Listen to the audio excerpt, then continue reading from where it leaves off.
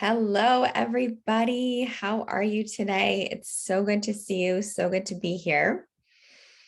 Thank you for participating in our recent poll, which hopefully got you thinking a little bit because this is something that I'm working on with so many people and something that so many people struggle with. So I asked you this week, what separates people that can have a piece of cake, can have a bowl of ice cream, can have a couple pieces of pizza, can have a piece of chocolate and move on with their day and feel satisfied and not feel like they need to eat the whole thing, or later on in the day feel deprived because they didn't have it and overeat later in the day, or binge or feel out of control, right, with this food.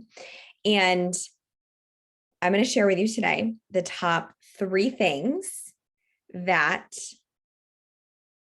separate the people that feel like they have a confident relationship, they are in control with these foods, and the people maybe that struggle with this more and why.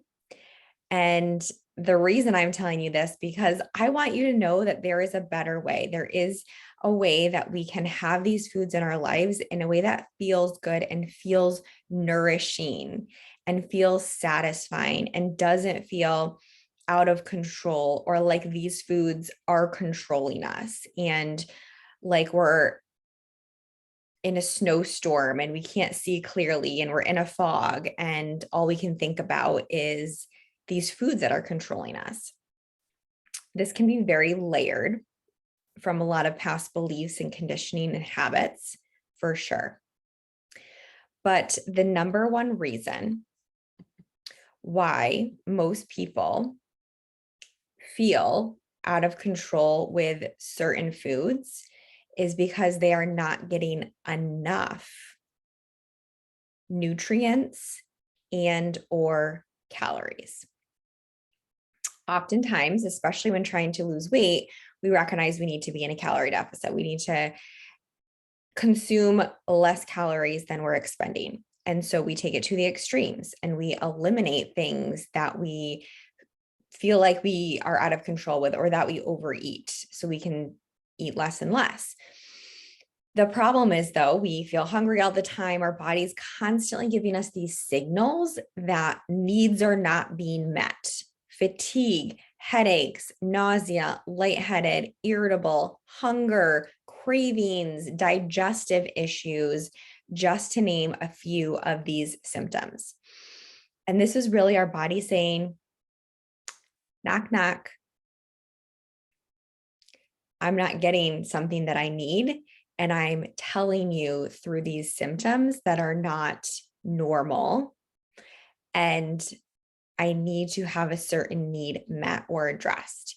And oftentimes it's because maybe we're not getting enough protein in our diet, enough carbohydrates, enough healthy fats, or enough calories to support our body's basic functioning. Our bodies need a tremendous amount of energy. And I'm going to use the word energy and calories interchangeably because essentially this is the energy for our body in the form of kilocalories. And we need this energy to support organ functioning, our heart to beat, our lungs to breathe, our brain to function. Our brain needs minimum of 130 grams of carbohydrates, the main fuel source our brain prefers for energy, just to function at a basic level. And by consuming these macronutrients, these provide calories for our body. So if in each of these macronutrients also provides micronutrients, vitamins and minerals. And these vitamins and minerals are what our body needs to allow these functions to happen. We need B vitamins for energy conversion. We need zinc, magnesium, potassium. All of these different vitamins and minerals provide the body with the access to perform these functions optimally. So, can we get enough to perform at a basic level and just get by and feel okay? Yeah, sure. But I don't know about you. I want to feel optimal. I want to feel amazing. I want to feel better than just average or okay or surviving. So when we're giving our body the optimal fuel to perform these functions, it's going to perform at a level of a rocket ship, right? Of this, think of a car that's very high performance. Maybe it needs more fuel or a higher level gasoline or fuel source, right? Because of the level it needs to support its functioning. We need a quality form of nutrition to allow us to feel our best. So when we provide our body with the nutrients that it needs to perform its best, it feels satisfied, it feels safe, it feels content, so that when we have some of these funner options or foods that are really highly palatable, because it feels good to eat, which it's supposed to, because our body needs calories and energy, and so it feels good. But there comes a point where it starts to be not nourishing, and it's to the point of feeling sick or stuffed or bloated or just uncomfortable, or all those physical sensations and mental sensations that are not good feeling. And that's the point where it's no longer nourishing our body. But when you give your body what it needs, it's so much easier to manage these other options, these other delicious, highly palatable, yummy foods, because you're not already starting to eat them when you're ravenous, hungry, not getting energy. Because when you're under fueling your body or over restricting, guess what the quickest form of energy is for your body? Sugar, glucose. And a lot of these highly palatable foods are higher in sugar or higher in fat, or whatever the case is. They are very easily converted to energy for our body. But if we don't need this excess energy, that's where the equation is off. So that's why typically we're craving more of these highly palatable, higher sugar foods, because our body knows this is the quickest and most efficient way I can convert this to energy. And right now I'm needing calories, I'm needing energy. Now, what can also happen is if maybe we're getting those calories that don't have nutritional quality, meaning I'm going to drink a soda, which has calories and sugar, but there's no nutritional value in it. There's no protein, there's no healthy fats, there's no nutrients, vitamins, minerals. I feel like soda is not a good example because it's a liquid. So say I'm going to have, I don't know, ice cream. So that's got some fat. It has some little bit of protein, it has some sugar, but it's not going to keep you satisfied very long, right? And so maybe if your diet is composed of a lot of these foods that they're calorie dense but low in nutrients, you're constantly looking for more energy from food, but what you're actually needing is food quality. You're needing protein, you're needing fiber, you're needing carbohydrates with starch in it, because those carbohydrates have more nutritional quality behind them versus the simple sugars. You're looking for more complex carbs. So that being said, it's just reminding us that there's nothing wrong with you. You're not a bad person. You're not an emotional eater more often than not. A lot of times it's just not giving your body what it needs at the most basic level. What does the word nourish mean? The word nourish means provide with food or other substance necessary for growth, health, and good condition. So I'm going to say that again. Nourish means providing with food or other substance necessary for growth, health, and good condition. So this could be food, like we talked about, nutrition from quality forms, protein, carbs, and fat, calories. This can also be enough water and hydration. Our body is made of 70% water. If we are not getting water and we're dehydrated, we're definitely going to have symptoms from this. Sleep is another aspect of nourishing your body with adequate rest and sleep so it can perform its best. If you're not getting rest, you're going to, again, crave energy from calories when you're actually be needing rest and sleep. Maybe you need fresh air. Maybe you need movement. Maybe you need feeling safe.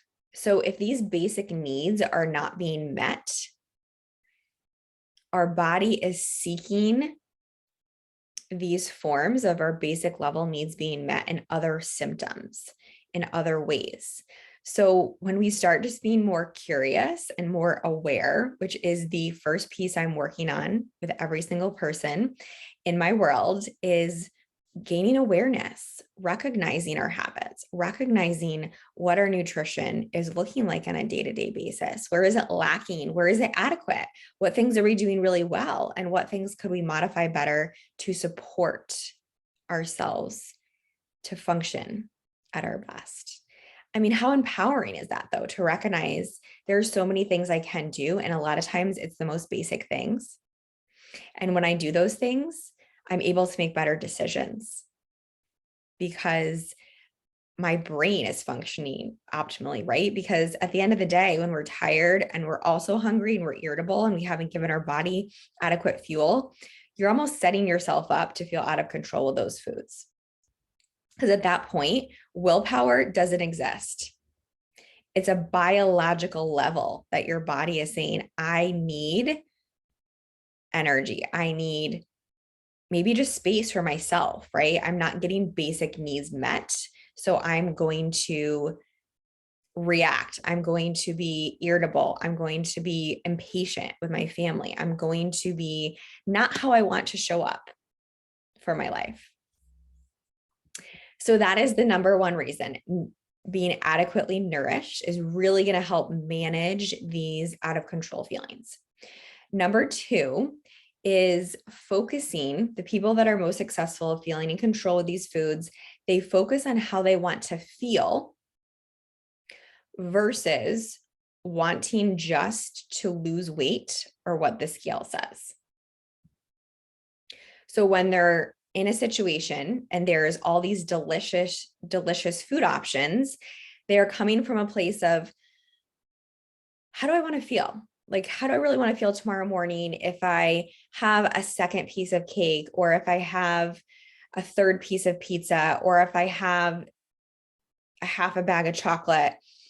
How am I going to feel tomorrow morning? Am I going to want to sleep in? Am I not going to get out for my workout? Am I going to let that carry into the next day? Right. So these people recognize, I really want to wake up tomorrow morning at 6:00 and, do some yoga. I know I'll feel really sick and not want to wake up if I do that. I know I'm not going to get as good quality sleep because when I have these foods, it affects my sleep quality at night. And I'm going to feel tired the next day.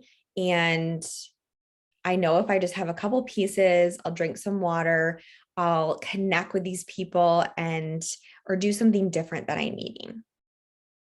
Focusing on how you want to feel. Because the number on the scale is a fleeting number. Meaning it's not enough to really light that fire in you. It's not enough of that drive to really make you want to decide something. Our emotions are going to be, a feeling is going to be more motivating than just the scale, because the scale is going to change. Number three, these people are intentional. And I want to really recognize that word. So in the poll that I said, I use the word discipline and I use the word willpower, I think were the other example that I used. Is there a level of discipline with things in your life that you're successful with? Yes. But sometimes I feel like that word can feel strict, militant, and regimented. And those words kind of clash with how we want to show up for ourselves. And they almost make us feel like it's too strict. So I like to look at it as you're being intentional. You're being respectful to your body and to yourself by prioritizing your needs more often in the mix of your life. And I recognize that you have other people in your life that you take care of, and you have a lot of responsibilities and a lot of things that you need to do during the day. But if you're constantly putting yourself at the very bottom and very last, you are going to be constantly depleted and not able to fully be the person you want to be for those other hats that you wear in your life. So by prioritizing nutrient-dense, balanced meals majority of the time and mixing in what you value throughout the week in a way that feels nourishing and supportive is this beautiful middle ground that I love to find with people. And this can look very different on a week-to-week basis, right? Based on holidays and travel and different things that you have going on in your life. It's not always going to be every week. I'm going to have 3 times that I have, ice cream or whatever it is. Maybe one week that's success to you, but that may change another week, and that's okay, right? It's about not letting this be the overarching theme of your days every single day, not letting the ice cream cone lead to pizza for breakfast and then just snacking and having cookies and chips and not prioritizing, again, going back to giving your body what it needs and giving your body that balance of nutrients. So that way there's not a sense of restriction or a sense of extremes. The people that are most successful with this really check in with themselves. They're pausing versus being reactive. They're recognizing how they're feeling versus disconnecting further from themselves. And they know that they can solve any problem they have because they have the tools and the skills to cope better. Not that you're perfect, not that, we have it all together. It's that you have the tools to work through these more uncomfortable situations faster. Those are the main differences. Nourishing your body adequately, focusing on how you want to feel, and being intentional with prioritizing your needs more often, majority of the time within your life, within your day, within your weeks. Because you're worth it and you're able to do everything else so much better. Because when you have these moments that you feel out of control with foods, they really can affect us and limit us from the next day, being able to do these things. You're actually stealing time away from yourself when we get caught in this spiral, this endless spiral that takes up so much brain space, so much energy, so much capacity, that once we have this better rhythm within our days, we're able to take on more, we're able to do more, we're able to show up more because we're operating at such a higher level. We have more energy and capacity to live this amazing life that we have. So I hope that was helpful and valuable to you all. Let me know if what is the one thing that you took away from this? I would love to know, what is the one thing that you are going to really implement based on the things that we talked about? Was this surprising to you? Is this something that is refreshing? What is the one word or emotion or feeling that you have from watching this training? I love to connect with you guys. If you're watching this as a replay, let me know in the comments. And if you're watching this live, love to connect with you, love to see your faces. I was going to talk more through this past week in my life and, all the places that I've been staying and how I've had to navigate that, because I think it's helpful just to hear of how I'm doing the humanness of life and that you don't have to be perfect and you can still make it work. So I'm going to do another video on that because I'm running out of time. I have to jump on another coaching call here in a few minutes. And this definitely relates to the topics we've been talking about as well throughout the week with honoring hunger and respecting your body at the most basic level. So I hope you have the most wonderful rest of your day and so good to see you. I'll talk to you all soon. Mwah.